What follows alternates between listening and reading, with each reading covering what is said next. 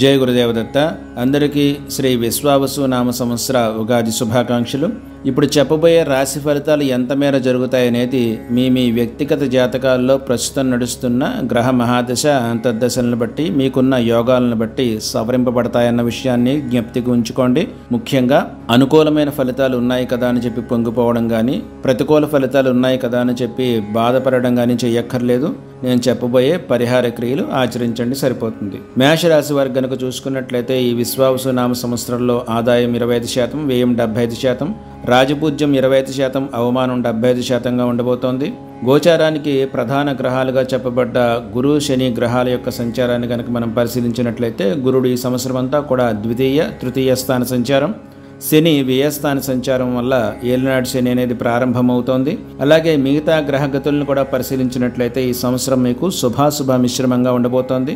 అన్ని విషయాల్లోనూ ఆటంకాలు, ముఖ్యమైన పనులు, శుభకార్యాలు వాయిదా పడడం, అందరితోనూ మాట పట్టింపులు, కోర్టు చిక్కులు, అధిక ధన వ్యయం, భార్యాభర్తల మధ్య విభేదాలు ఇవన్నీ కూడా ఉండబోతున్నాయి.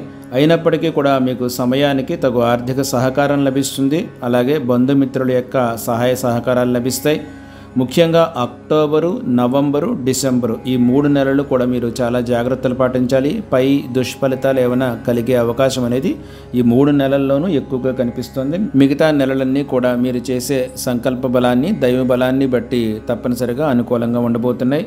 ముఖ్యంగా ఈ సంవత్సరం అంతా కూడా శారీరక మానసిక ఆరోగ్య సమస్యలు, ఔషధ సేవ అధికమయ్యే అవకాశం కనిపిస్తోంది.